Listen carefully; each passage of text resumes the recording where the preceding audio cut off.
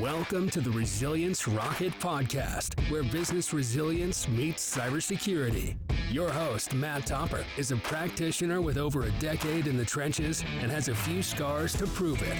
We'll explore real-world strategies to help you prepare for disruptions and build a more robust organization. Ready to blast off towards greater resilience? Then let's get started.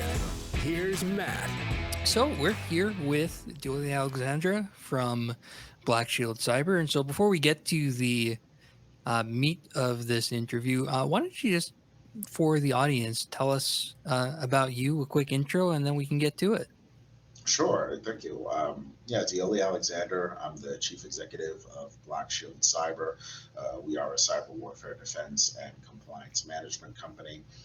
We work with the critical industries as defined by the Department of Homeland Security in the compliance frameworks, primarily providing our services, and specifically in the small to medium enterprise space. So working with companies that are small end of 20 to 50 employees, high end of around 3,500 employees.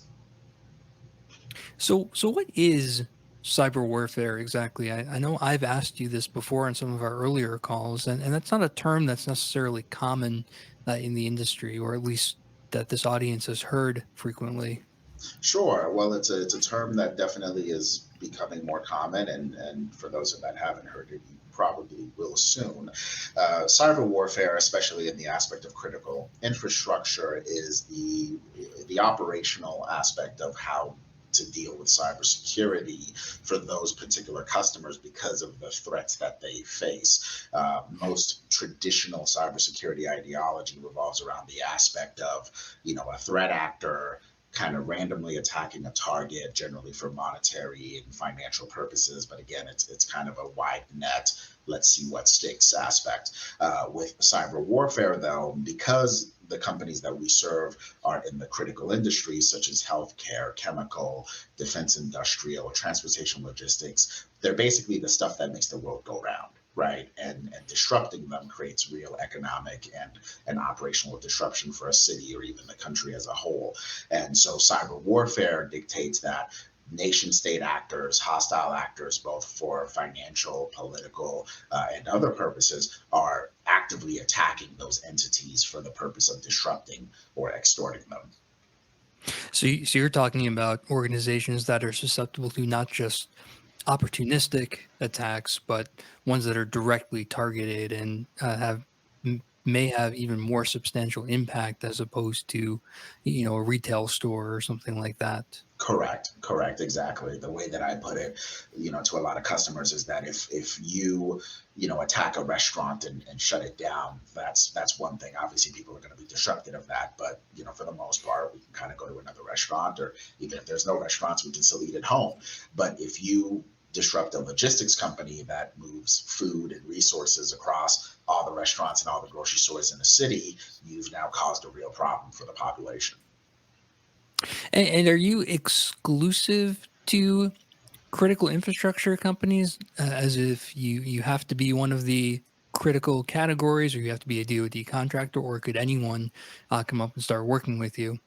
So for the most part, anyone can come up and start working with us, but our services are really catered towards those companies that are within those critical infrastructure and not necessarily DoD contractors. In fact, the big differentiator that we use to identify potential customers is, do they have to follow state and federal compliance frameworks? So HIPAA, CMMC, ITAR, PCI, PII, GDPR, all that fun compliance stuff that they have to follow generally indicates that they're in the critical industries. So it could be almost anyone these days with the explosion of regulation over the past year or two. It is becoming more and more people, but BlackShield as a company, I mean, there's 16 critical industries that are defined by the Critical Infrastructure Security Administration, which is under the Department of Homeland Security. We operate right now from a volume perspective in 4 of them, primarily. The big 2 at the top are healthcare and financial services, followed closely by chemical and critical manufacturing. So there's a healthy debate within our own space about MSP versus MSSP already, and cyber warfare is a third category after those two. So let's get into this a little bit. One of my first questions would be, how would you describe yourself versus what is traditionally considered an MSSP? Sure. So the big point that we make to customers is that, we're not pitching a particular tool or a particular technology, whether you're using ConnectWise or something else. We use ConnectWise now, whether it's FireEye or Palo Alto. We don't really care about the particular technology. We see them as tools. What differentiates us for the most part is capability. So we're really focused on being a force multiplier for our customers. So again, working in that small to medium enterprise space, the characteristics that we see with those customers is that they're big enough to have something to lose, right? If you imagine a company with 200, 300, 1,000 employees, they're definitely a reputable company with history and something to lose. But they are not big enough to have a true cyber security, cyber warfare defense capability. They might have, say, senior leadership that might carry a security title, but generally what you're going to see walking into those environments is that they've got, heavily augmented IT support. So they might have a couple generalist IT guys and gals in there supported by an outside MSP service provider, things of that nature. So they tend to try to implement enterprise level software solutions, but don't have the capability to actually, squeeze the performance out of that. So BlackShield is able to bring that capability down to their level that they basically can't build in house. So you mentioned some of your customers work with MSPs, and I think you sell through MSPs as well for some of your uh, deals. What does the relationship look like there, right? So a frequent criticism in the MSP, MSSP world is that there's confusion about who's in charge or who's quarterbacking and who ultimately makes the decisions and frankly, who holds the responsibility. Um, what does it look like when you're working with an MSP or any other outside IT firm for your end customers? Yeah, so I think the most important part of that question was the end right there, which was the responsibility, right? So Mhm. cyber presents an aspect of responsibility, and also the other really better word is liability, right? Who's liable? Because that's really what matters at the end of the day, That's right? the Who's ultimate question, liable? right? Yeah, who's liable when things go wrong? And I mean, heck, I was just having this conversation yesterday with one of our IT partners that we recently brought on, and we're working on a deal with them on a third party customer, and they asked that same question: what does this mean? Where does my liability stop? Where does yours begin? Um, Now, the aspect of where IT stops and security starts and vice versa, I think is a fair argument to have, and we can have that debate back and forth. But I think the better argument is that responsibility. And most IT companies can't, nor do they want to take on that liability of security. And if you look at your service agreements that you're generally signing with IT MSPs, they'll say that, hey, we're here to provide you the services, but we're not taking liability for any of these tools or technologies, or even really the end result of the services that we're offering you. Black Shield is able to take a bit more of that because we're able to come in and say, if you allow us to take responsibility for these assets, right? Whether that's endpoint servers, your policies, your compliance management, then if you give us insight, if you give us control, if you give us responsibility, then we're able to then put a certain amount of mitigation on that we can sign off on as an SLA. And so that's in effect us being able to take some of that liability. And when we work with our IT partners, that's actually the big benefit that a lot of them are drawn to us for, is they say, I don't want to deal with that, right? I don't want to be the one responsible Or for don't what know how. happens. Yeah. Right. I mean, the vast majority of them don't know how, but even some of them that might know how they should deal with it, they don't want to, because if they, quite frankly, if they know how it needs to be dealt with, they also have the time know not to want to deal with it. So, but of course, from a business perspective, that means that they lose business, right? It means that when the customer comes and says, "Hey, I need to be ITAR compliant.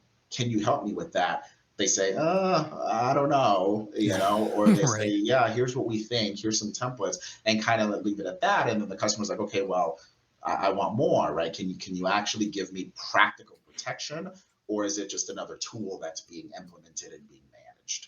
right? And not our security, but the tool is being managed, not us. And that's what unfortunately the gap in the business model of IT, MSP, and even MSSP is, they're not really selling capability. They're saying, okay, I'm going to sell you this tool, and then we're going to manage this tool. And that's kind of where it stops.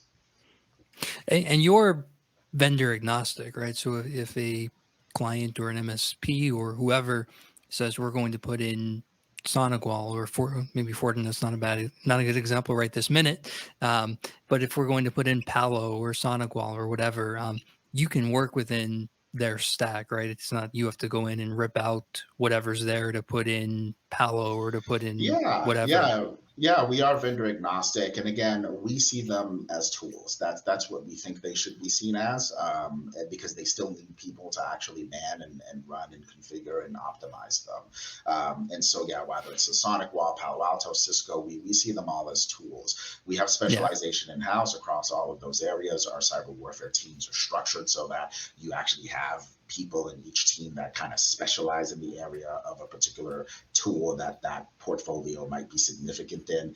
And then on top of that, everyone knows across most of the tools as well. And also, I mean, anyone who's worked with several of these tools knows that they tend to have similar operational consistencies as well, just kind of under different umbrellas and different flavors at this point. But the other major point on that part as well is that because we are vendor and tool agnostic, when we're working with our customers, like I said, we don't make our money through selling you Palo Alto or Cisco or anything like that. We use our scale to be able to negotiate licensing and stuff like that, but that's not where we make our profit, right? We make our money when we're able to put our expertise and our people and our infrastructure on top of a customer. So because of that, we're able to make, really good recommendations for the customer as well. And that's actually probably 50% of the time when a customer comes to us, they're not telling us this is what we have and this is what we want to use. They're actually asking us, what should we use? And because you're a hospital coming to us asking us what should we use, we have 24 hospitals already in our portfolio that we can look at and see what's working the best and be able to give a recommendation. And I picked firewall because it's just a component I could think of 5 vendors right off the top of my head. Yeah. So within BlackShield, we have what's called a pillar system, and it's kind of the 4 pillars that we determine to make up the critical stability of an organization from a security perspective. Pillar number 1 is your website and critical applications. Okay. Pillar number 2 is your network, how data moves around. Pillar number 3 is your data and data infrastructure. Endpoints are part of what we talk about there. And pillar number 4 is your people, policies, and procedures. How does the organization actually operate from a security and an IT perspective? Oftentimes we'll come in and we'll see a company, made a significant investment in one of those areas or in a particular subset of those areas. For whatever reason, maybe they had a prior breach, maybe they kind of read a compliance and they pushed it, or maybe that's just what happened to be sold to them, or even maybe that's what the MSP that they were working with has and sells, and so that's what they were offered, and so that's what they took. And so they tend to look at it as kind of a silver bullet. So we'll come into environments and they say, oh yeah, we have Bitdefender and BitLocker in place, or we have ThreatLocker in place, and so our software is good. And we're like, well, what about your network? What about your infrastructure? What's the policies and procedures around all of these other things? And then they have those gaps. And so that's what ends up causing long-term breaches, regardless of what you're putting in. If I'm an MSP, what do you see as the biggest thing missing or the biggest mistake or exclusion in MSP security programs that you've run across and have been able to suggest and make recommendations and correct? Yeah, so there's a couple of things that kind of jockey for that first place position, and it depends on the organization and kind of where they're at in their life cycle. Oftentimes, we see organizations be very reactive. Something happened to trigger something, so we go all in on this thing, right? And part of it is just the way business operates, right? The cybersecurity department in companies is only recently in the last couple of years starting to, quite frankly, be taken very seriously and being seen as an entity separate of IT. Right before that, it used to just be that's IT. security is IT, right? So it's only recently that security has started to be its own standalone entity that can kind of speak on itself. So that's number one. That I would say is quite frankly a competition, for number one is the way that organizations structure themselves. The other thing is that over the last decade or so, and this is a bit on the business side, the economy has up until recently been really great. You've basically had free money. AI has made a boom. You've had a lot of what we consider to be silver bullet solutions, entities that are coming up in, AI, machine learning, threat hunting, and big data analytics. And those are great, but they get sold as kind of the end all be all. They get sold as, put this in and it'll stop cyber attacks. You're not going to stop cyber attacks. I started personally, I started hacking when I was 9 years old. My first big crack was at 10, and it was a major education department in a major state that I'm not going to name. But you're not going to stop me, right? So while, the threat hunting AI, that's great, but you're not going to stop me eventually. You need to know what you're going to do when I decide that you're the target and I want you, right? So that's the other, I would say, big area as well, is kind of that lack of understanding that tools are tools. The other big example I give to customers is, look, if I gave you blueprints and a hammer and wood and pipes and everything you needed and said, go build me a house, you wouldn't be able to do it because you're not an architect, you're not a builder, you're not a general contractor. And I would say, well, I gave you all the tools. Why don't you go build me a house, right? I So love that. tools aren't enough. You have to have the capability, you have to have the experience, you have to have the operational know-it-all to be able to handle that.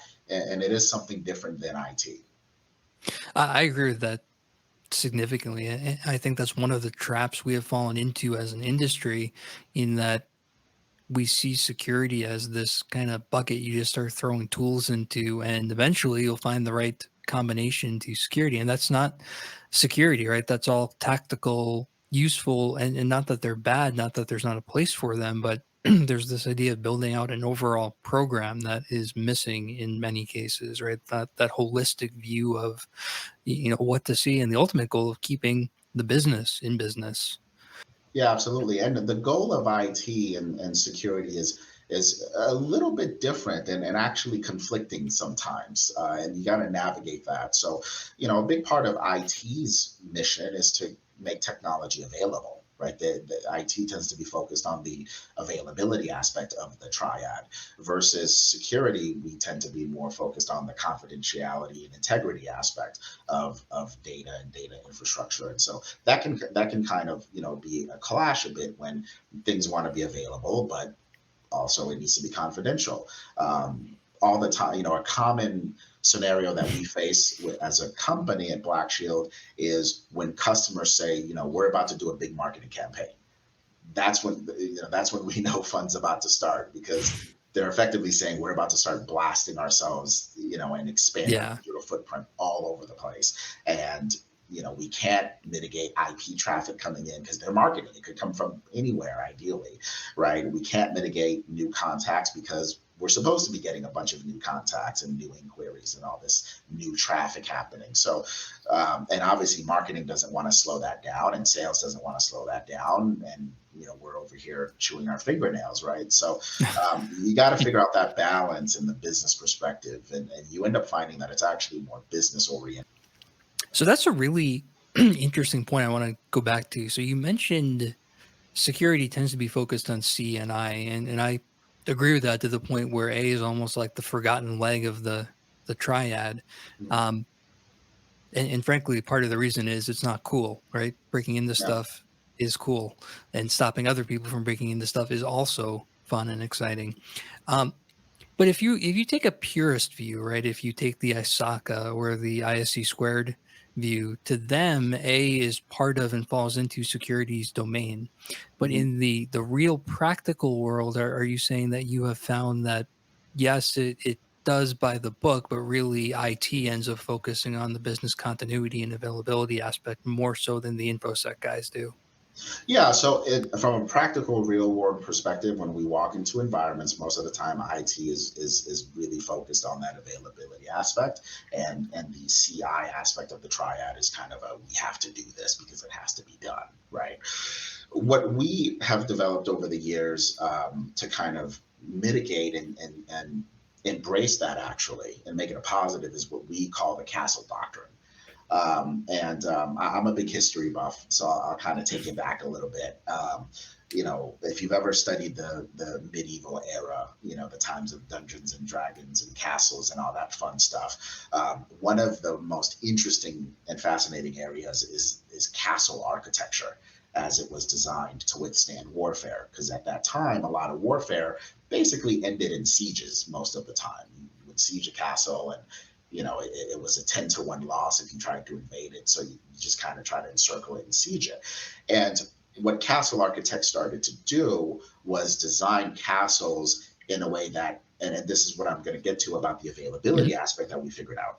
They started designing castles not to be available, but to be available to those who were authorized for it to be available to, and then by the same design making it unavailable to those who weren't authorized. The actual structure of the castle wasn't changed once you built it, but if you were authorized to be in it, you were in a more available area and a more available perspective, and if you weren't authorized to be in it, it almost seemed like it was designed against you. My favorite example is the fact that if you go to a lot of castles that still stand today, you'll see that their stairwells wind up to the right, and it's because if you are an invader, the defenders will go up and they'll fight down. And if you imagine you have a sword in your right hand, if the staircase is winding up to the right, you have a wall off to your right. So you're trying to fight up this way around a wall versus the defender fighting down can simply use the walls to their left. They can cover with the wall and they have free swing with their sword down to the right from their perspective. So the same design makes the authorized person more available and it makes the unauthorized person see it as an unavailable structure. So again, that's kind of taking a lesson from history into how we design our systems. And that's how we've been able to integrate ourselves into the conversation around availability with IT. When they say, oh God, security's here. Okay, yeah, tell us how we can't do anything now. And it's like, well, no, hold on. Let's figure out how everything can be done and made easy if you're supposed to be here. But if you're not supposed to be here, it'll be very difficult to do anything. And that's easier said than done. There's a method to the madness, but the castle document is what we call it and have adopted in the way that we do business around that. I think that's a really good point in that I fall into this trap too, in that I often take that purist view I described. Like, yeah, every exam and book I've ever taken says, hey, yep, that's security, availability is security. And while that's technically true, if you're working with a security professional and someone you might have limited security resources, let your ops guys focus on keeping the systems up, right? And let your security guys focus on keeping the bad guys out. You don't necessarily need, despite what Isaka might say, your InfoSec guy to be making business continuity plans. You should be involved in that part of it, of course, but their time is better spent on keeping adversaries out. Yeah, absolutely. Not only keeping adversaries out, but also keeping track of what the next adversary is going to be doing. Mm-hmm. Again, because we work in the critical infrastructure space, there always is a next adversary. We actually just posted as a company this morning on LinkedIn about a hospital, I believe in Illinois or Spring Valley that closed, that shut its doors because for several reasons, but the big one was because of a major ransomware attack they had several years ago in early 2021. But it was the first big nail in the coffin of a cascade that led to them closing. And this is a hospital. I mean, it's not very often you hear hospitals, fail, especially well-established ones like that one was. That one was established well in the community. So it's definitely changing the landscape as to where these conversations are had and how they should be had, because it's not just, oh, it's inconvenient that, our data was ransomed and we lost our financial information. Now it's like, no, the business is out. And now you have tens of thousands of people possibly who cannot get their care at a convenient location or have to be rerouted. Who knows what lives that puts at risk? Specifically, a BlackShield client, we know of a case that they got hacked before they were with us. That's why they came to us. And they got sued in a pretty particular manner. They had a woman who was going through birth, and she had a high risk pregnancy. And they had made a plan around, basically like, as soon as you feel this, you need to, run to the hospital, and we need to operate and get this baby out, right? And it's a high risk thing, but as long as the plan goes to plan, we should be good, right? Well, the hospital got hacked, and then they got ransomed pretty hard, and then they got DDoSed right following that. And so they weren't able to, they had to reroute people. And the next nearest hospital was 25 minutes away. Well, of course, Murphy's Law, that woman went into labor at that time, followed the plan, went to the hospital, and was turned away. Had to go to another hospital 25 minutes. And obviously her care team, her provider team, they were all kind of running around trying to figure things out. So she luckily survived, and her baby survived. But unfortunately, it caused lasting medical issues, because 25 minutes late, plus getting everybody on board, plus catching everybody up. And the hospital normally would just transfer the information. They couldn't do that. So it literally was phone call and physically moving charts over. She ended up suing the hospital, and for a pretty significant sum. And I can't really, speak on that particular case. It's still ongoing. But again, that to us shows the very, very tangible, real life results of, cyber warfare attacks that are happening now. The takeaway from that is, at least as I was listening to it, you go through all of these exercises with DR planning and recovery point planning and all that stuff, and you start thinking, yeah, I know the hypothetical until the business fails is the reference point, and you always use that in terms of how much downtime you can afford. And it's not just hypothetical; it can really happen, and has happened as a result of cyber attacks, not just fire and flood. It does, and we've seen it, and you've seen it. Yeah, absolutely. And, I'll leave you with this for this first half. When we talk about cyber warfare, you realize how those are not necessarily isolated one-off incidents. So what you then start to realize is, well, if I can shut down a hospital like that, do I need tanks to invade the city? Do I need to surround it and make it surrender? Do I need to, make it sign a treaty? No, I can just stop the hospital. It doesn't work anymore. No one can go here.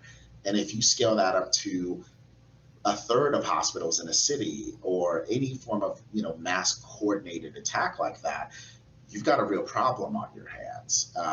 And again, we're talking tens of thousands of patients, hundreds of employees and providers, probably supporting thousands of indirect services as well. It's an impact. It's a big impact. And it, again, when you look at it from that perspective, I mean, as far as I know, that's warfare. All right, so we are here with part 2, the continuation of our conversation with Dioly Alexandre. And I think for the rest of this, I want to talk about or ask about some war stories. I know in my email to you, I said, can you think of a time something strange or interesting happened, like the attack vector was a Wi-Fi toaster or something? So anything good, anything you can share with the audience that they may not hear often? That's like a PTSD moment, right, of the day-to-day things. I was at a conference once, and somebody asked me what I do and what our company does, and I was explaining to them what we do, and they said, oh, so what kind of stuff do you deal with? And I told them a couple of stories, and I was fine with it. I'm like, yeah, this is what we deal with on a Tuesday, and they looked at me that, like, I look up because I was just telling a story, and I look up and they're looking at me like concerned, and I'm like, what is it? And they go, your job sounds horrible. It's like realizing you're in an abusive relationship or something, but yeah, no, I actually, in between the first half and the second half here, I just got off of a call with a customer and our partner. So this is kind of, I guess, a war story that's still going on right now. So we have a customer. Obviously, I have to redact all the direct information, but we have a customer that is a law firm, and they're a law firm, and they got breached middle of last year into the beginning of this year. So we came in and did a forensics analysis on that.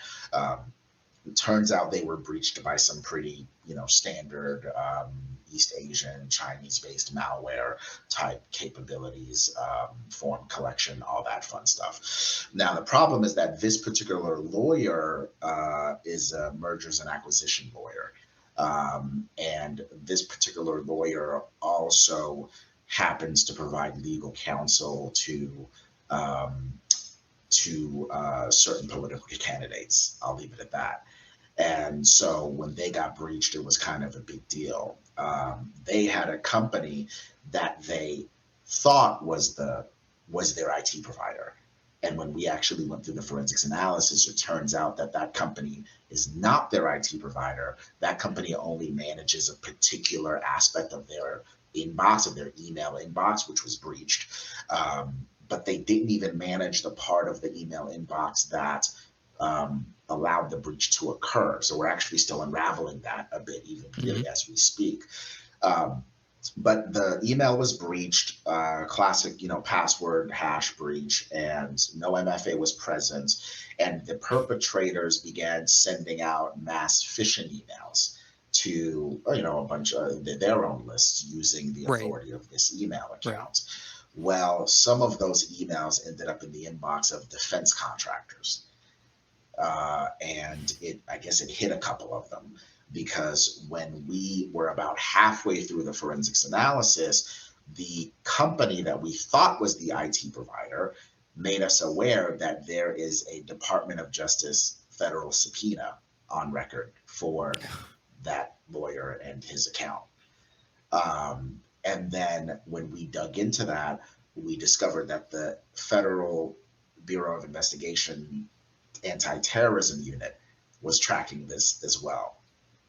And so, yeah. And so they got back to us basically because they said, this hit defense contractors. So we got to talk, So we got back to them and said, okay, well, we're done with our forensics. We discovered this, blah, blah, blah. And they're like, yeah, makes sense.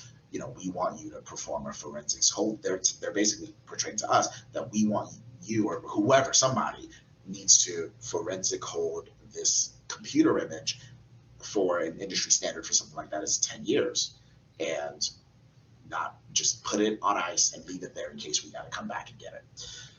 Because the computer that was compromised is the computer that lawyer is using. So we went ahead and were about to execute that hold, as well as obviously remediate, right? Get those actors out of there and recover his email systems. But then we found out that whoever had set up this lawyer's domain originally did not give him global admin rights to his own domain. And the law firm doesn't know or remember who set up their domain.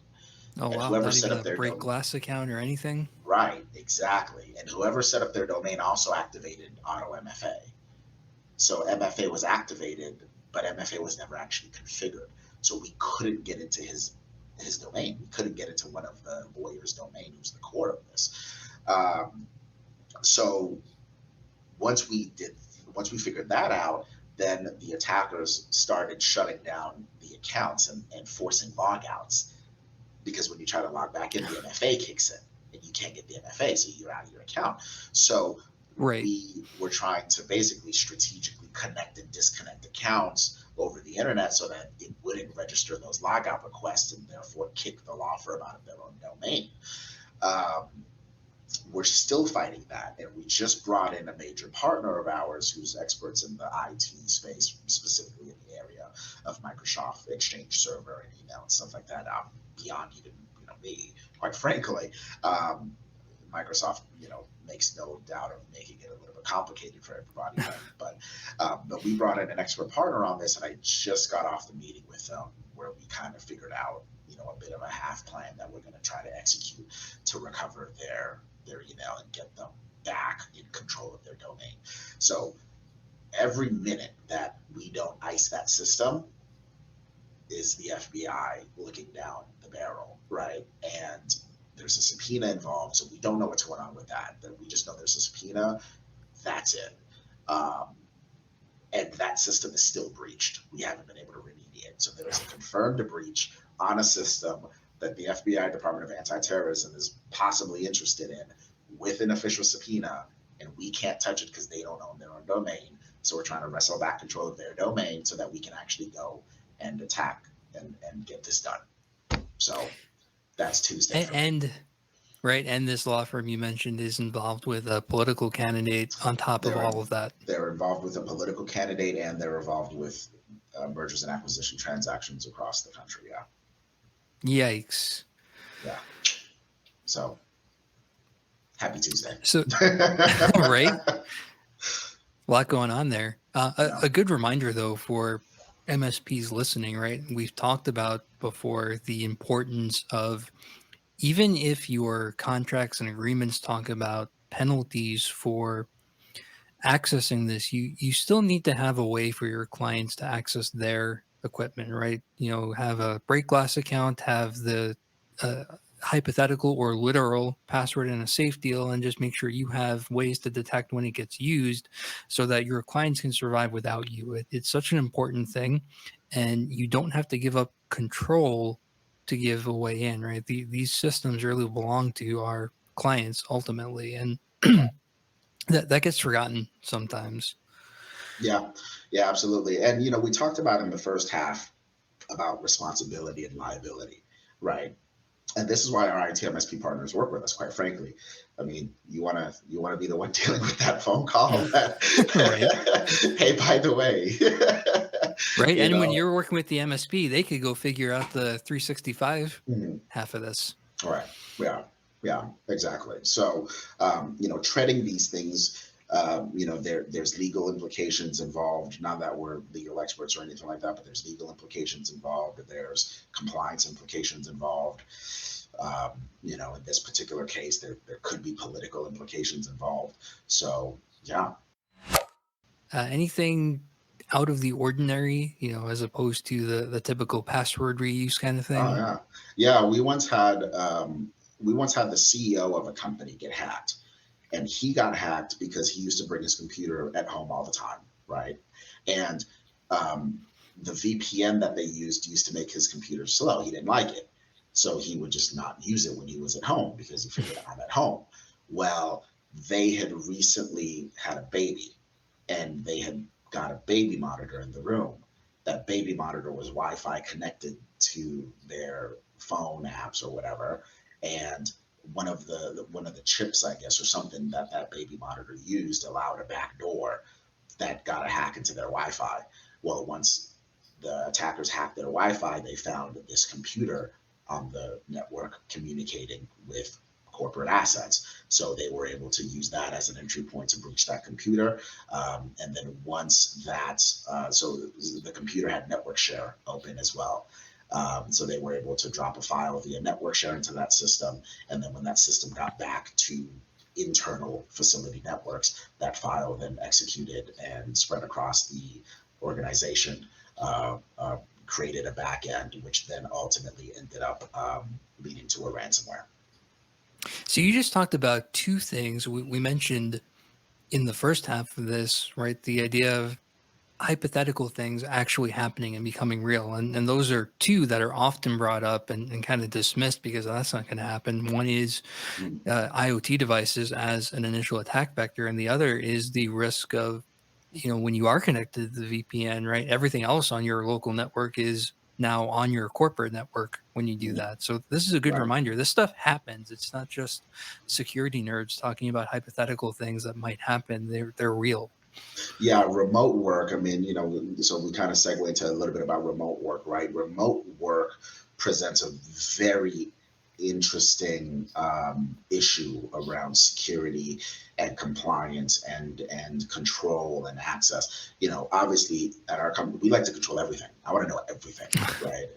I want to see everything. I want to know everything, because what I can see, I can control and I can defend. There's still, quite frankly, lack of clarity on, how much monitoring can you do on an employee that is at home, right? Yes, they're at work, but they're at home. Um, Hmm. Hmm. they're using their home Wi-Fi to access a VPN to a network. Um, what limit does the IT or security of that organization have to protect their systems at home? Right. Well, you could say, well, yeah, just focus on that endpoint. Well, yeah, but the endpoint is in the middle of a home network that we have no idea what's going on there.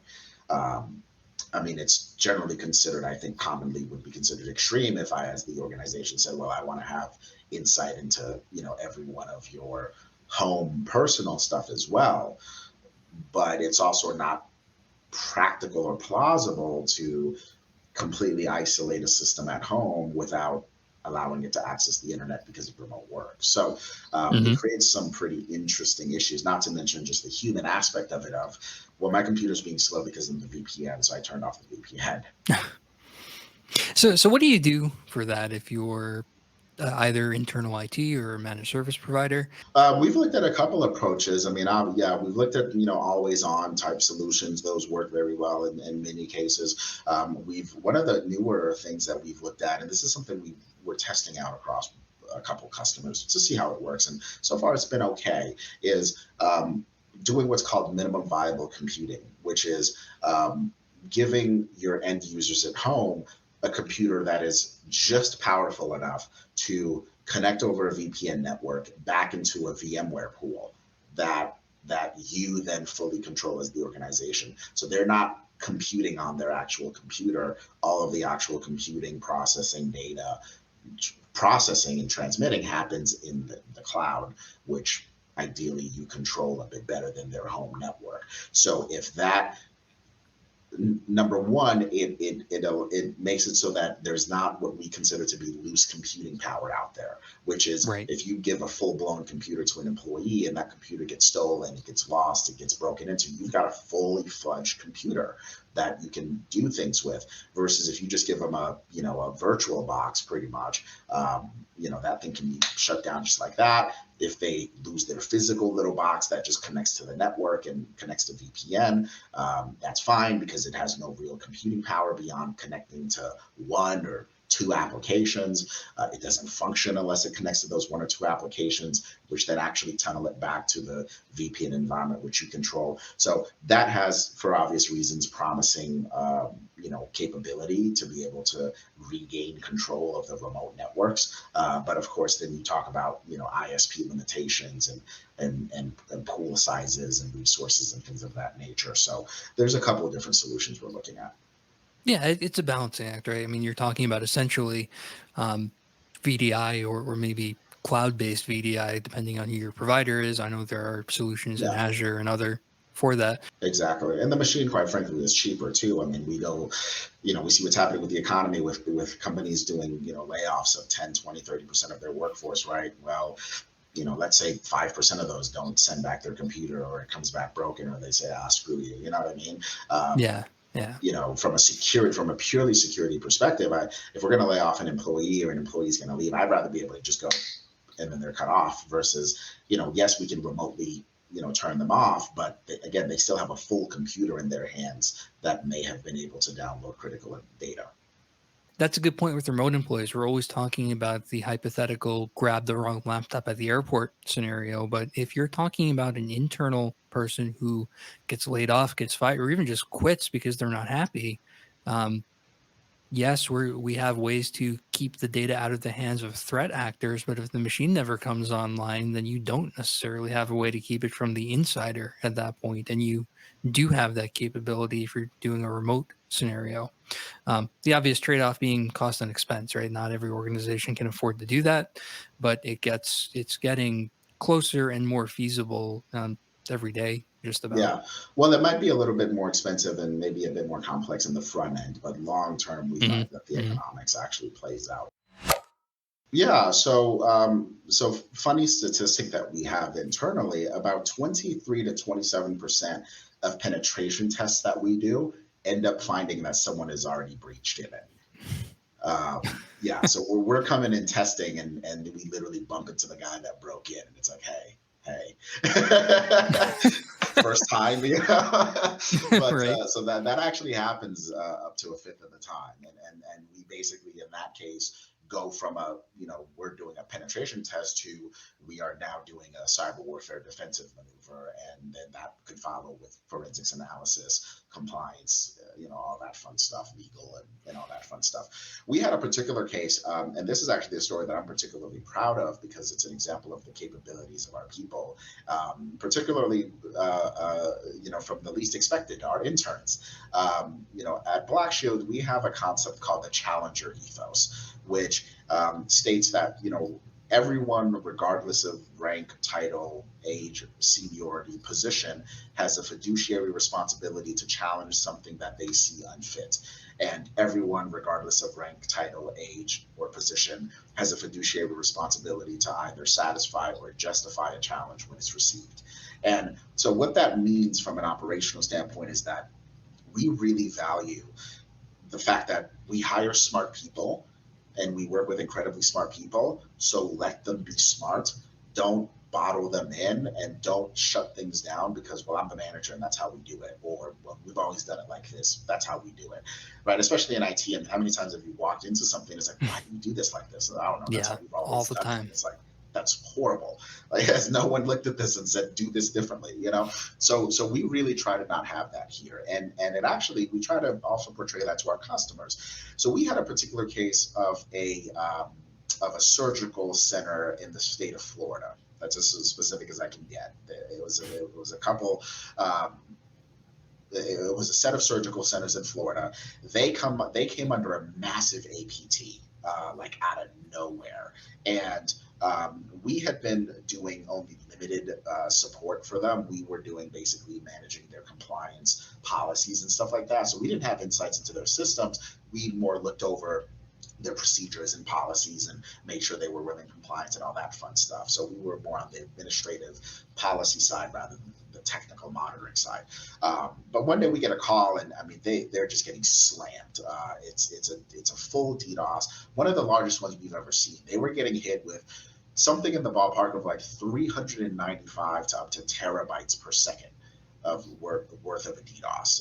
It was Wow. pretty hard. Yeah, it was really hard, and they were the actual nodes that were attacking them were out of multiple countries. Brazil, Venezuela, Turkey, several in Russia, some in China, a couple in Europe. I mean, it was coming from all over.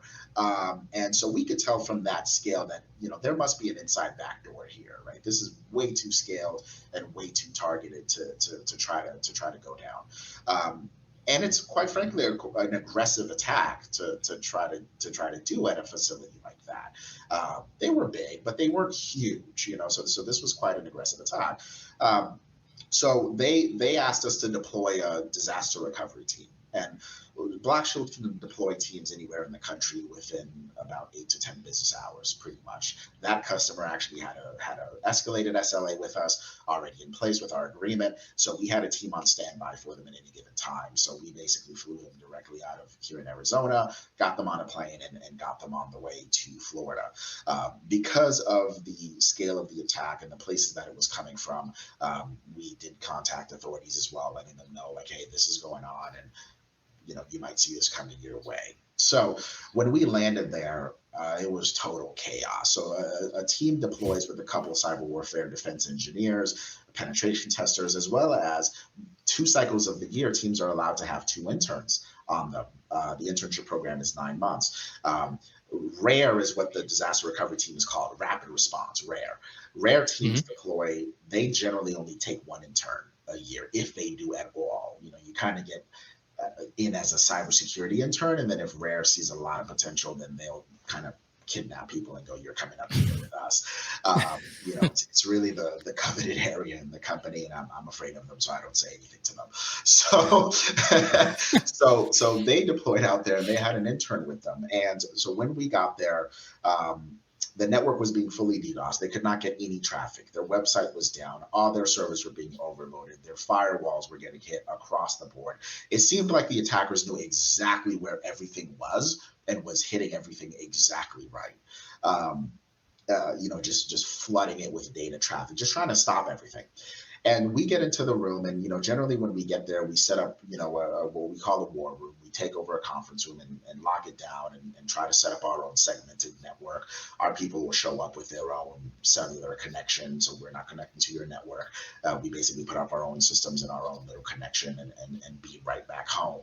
And then the fight begins. So the chief legal counsel, the chief nursing and general surgery call a meeting with us, and I hop on. I'm here in Arizona. They're physically in Florida. I hop on, and the chief legal officer, without missing a beat, just goes, "Here's the deal. We have a patient on the table that is currently undergoing surgery using a recently approved robotic system, and the surgeon is in Maryland, and they're doing the surgery remotely over this robotic system. Because of this attack, the surgeon can't move. They can't see, and they've lost access to basically the map that this robot is supposed to be using, following their hands to perform the surgery. So they can't go out because they could rupture something, whatever. Like, there's a surgeon in Maryland controlling this robot with their hands, and the robot is mimicking the motions. So, and all of that is being, I guess, projected to the surgeon on a screen as like a 3D map of that person's body. And so they can't pull out because they can't see, right? Imagine if you're blindfolded in a car and I tell you reverse, right? You don't know what's behind you exactly. Right. And they can't move because, again, they can't see. So it just has to stay. He just has to not move. And of course, this person is on anesthesia, and they let us know that the person had already been in surgery for an hour when this attack started. They were supposed to be in surgery for 4 hours total. And they've already gotten notice from the anesthesiologist, and this is medical stuff. I don't know, but basically, you can't keep somebody in anesthesia forever before things start to get a little wonky. So they basically looked at us and said, "You got about 10 hours to figure this out." No pressure.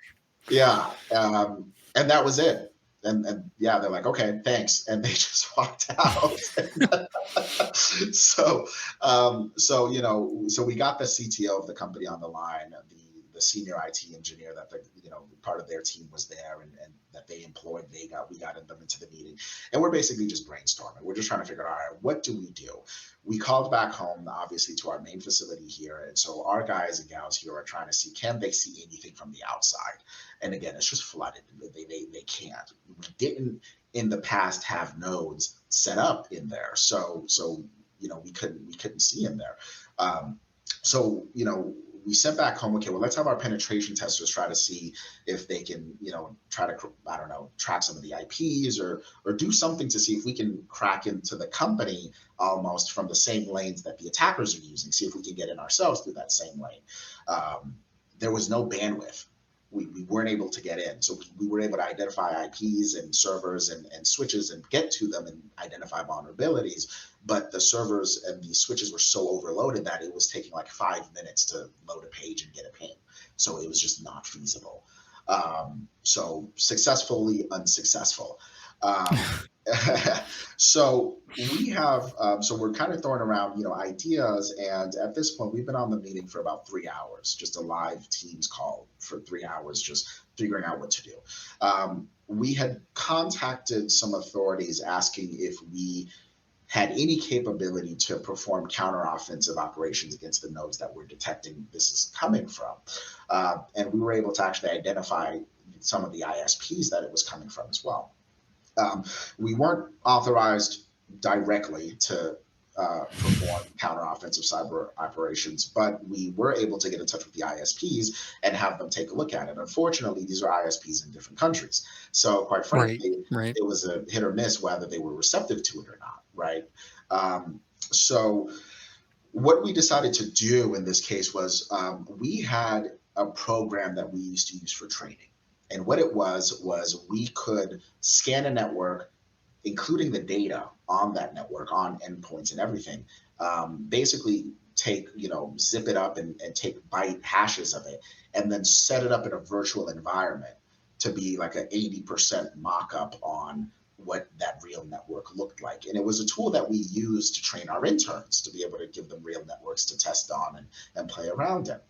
Well, the intern at this meeting said, hey, is it possible that we could set up virtual switches, virtual firewalls, virtual everything, start rerouting, start identifying legitimate MAC address and node endings of legitimate traffic, reroute them through our stuff and support their network on our infrastructure temporarily. Meanwhile, pump fake data through this current network so that the attackers don't see that we're moving stuff. And again, I'm paraphrasing here. There was a lot more detail to that made more sense, but the IT director of this medical facility was like, that doesn't work. I don't see how that's going to work. And like I said, we have a challenger ethos at this company. So the intern said, nah, I challenge that. I think that'll work. And the director of rapid response that was there at the time said, well, we got to try it. I mean, she said it, she challenged it, we got to try it. And it was a funny moment because the IT director of this company is looking at us like, and kind of looking at her like, who is this? Because she was very obviously the youngest person in the room by far, right? So, in this kind of moment of craziness, it's like, who is this? And he literally asked her, he's like, and I'm sorry, he literally said, who are you? And she said, oh, I'm the intern. So, but the director and our security architect backed her up. They said, look, we don't know that it won't work. And you got a better idea, we'll hear it. But right now, that's an idea. So we called the company that actually developed that software for us. And we said, look, we'll pay you whatever the hell you want. We just need you to get us a couple software engineers to see if you can look at this code and, I don't know, tweak it or make it do this. I don't know. And they took a look at it and they said, actually, it should be able to do that, for the most part, what you're trying to do. So go for it. So we reconfigured, installed it in the network. So we sent it over via encrypted package to the analysts there, and they literally downloaded it to a USB and physically plugged it into the network internally, and then configured it so that it would scan the network, identify predetermined nodes, because we did at least have that list. We had a list of predetermined approved nodes on the system, and then basically re-download the MAC address, network ID addresses, all that fun stuff, and also hashing the hard drives of those nodes back onto that USB, and then cutting it off, anything else from there. So we did that. That took about 2 hours. It was actually surprisingly fast. And then we sent it back to our labs to be analyzed to make sure that we didn't pick up any malware, which we found that we were good. And then we set it up in our own environment. And then the priority was that doctor performing the surgery. So we got the information of the OS, the IP, the MAC of that system that he was using. And we rerouted the virtual network from his computer in Maryland, set up basically proxied it to that device that was being used at that facility, and we were able to get the OS information from the manufacturer that allowed us to then get into that device and basically disconnect it manually from the hospital's network, wash it out almost. Again, I'm very, very simplistically making things here, and then put it on our network that we brought along with us cellularly, and created a dedicated basically line that just connected that computer to that device and some of the data that he was able to access enough for him to do what he needed to do and get out of there and close that person up and call it a day. So we got that done, and it took about 4 hours, or about 5 hours actually, to get it done. So we're at about the 7-hour period here. And then once we were able to get that done, we confirmed that that person was okay and everything was cool. So, but the DDoS attack is still going on. So we started pumping fake data through that account, so that through all of the switches and networks, we just started sending random bytes and patterns, so that again, the attackers, if they were watching, would see a live network trying to move, and they wouldn't detect, because obviously if you see that the network just all of a sudden died, you would go, oh, they must be moving stuff around, right? So, we did that for a bit, and then the team decided that they were going to start stopping data nodes. And see what the attackers did as a response to that.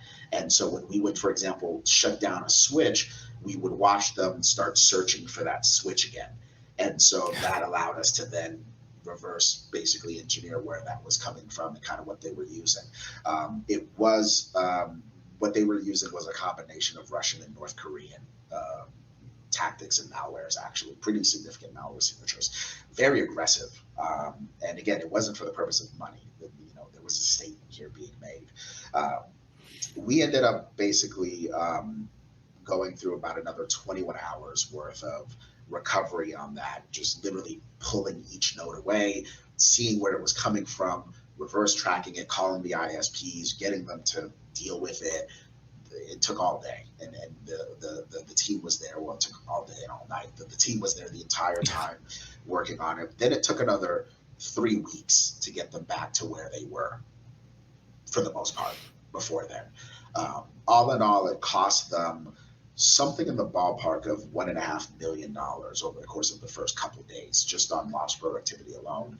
And then our disaster recovery was, and everything that we had to end up doing, software was about $250,000, and then insurance was a lot.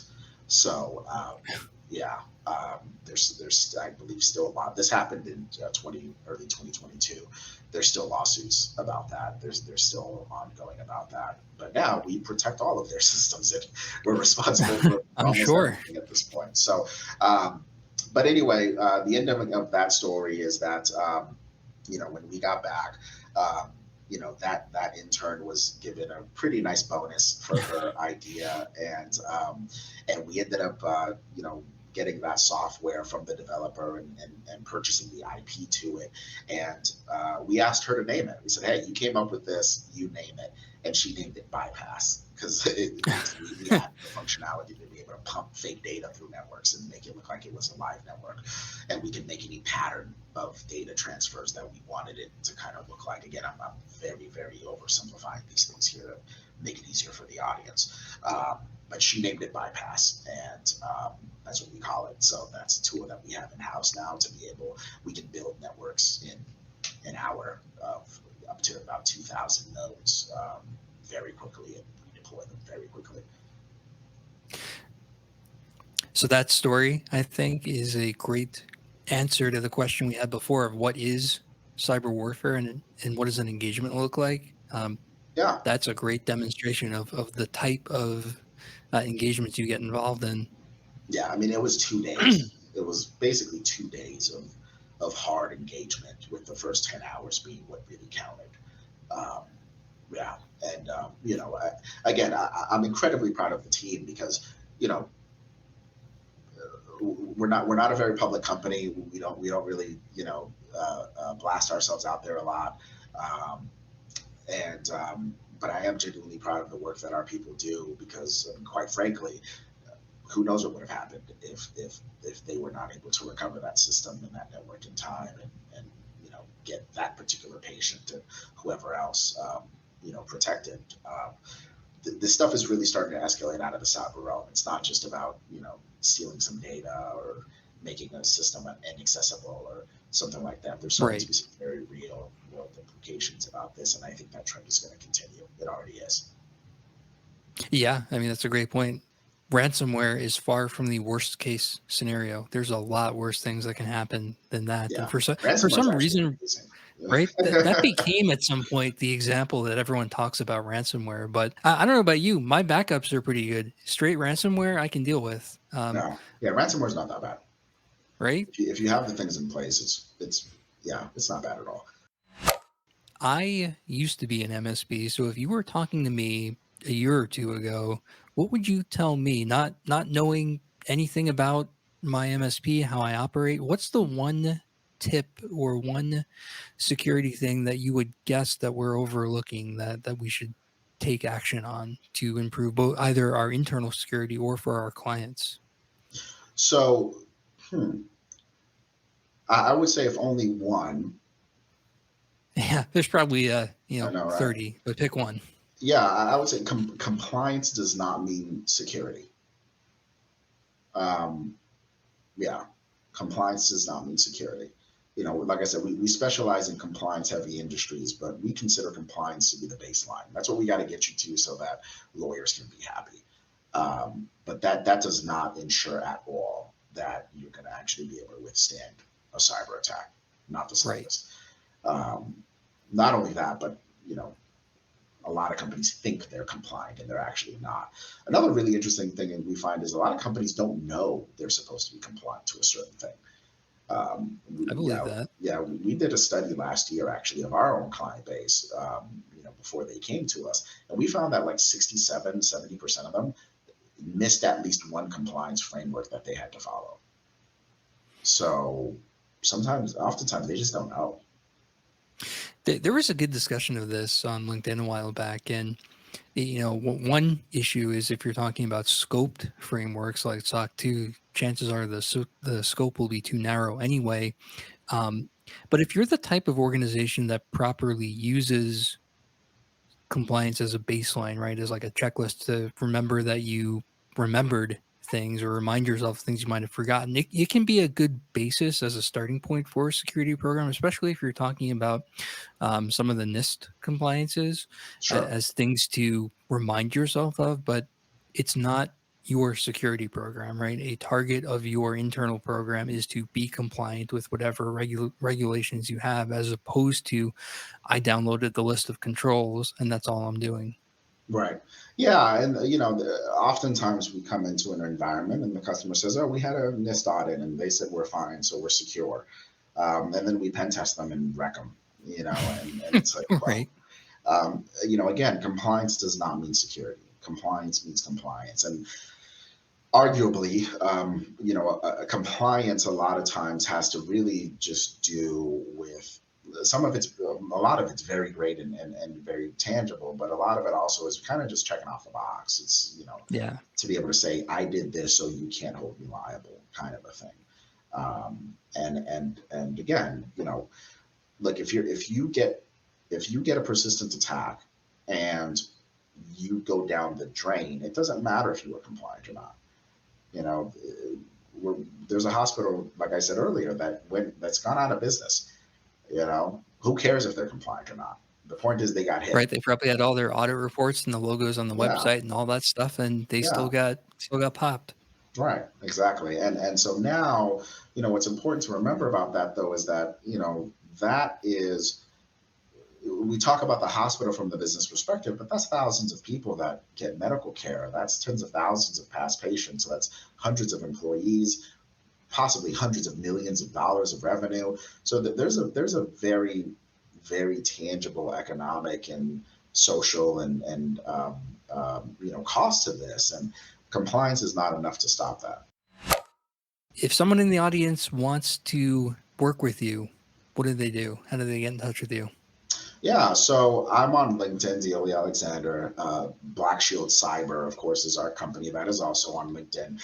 Not most of our people are not on LinkedIn. That actually is a current battle going on between marketing and cyber warfare. They don't, cyber warfare doesn't want to be marketing, wants to show off our people.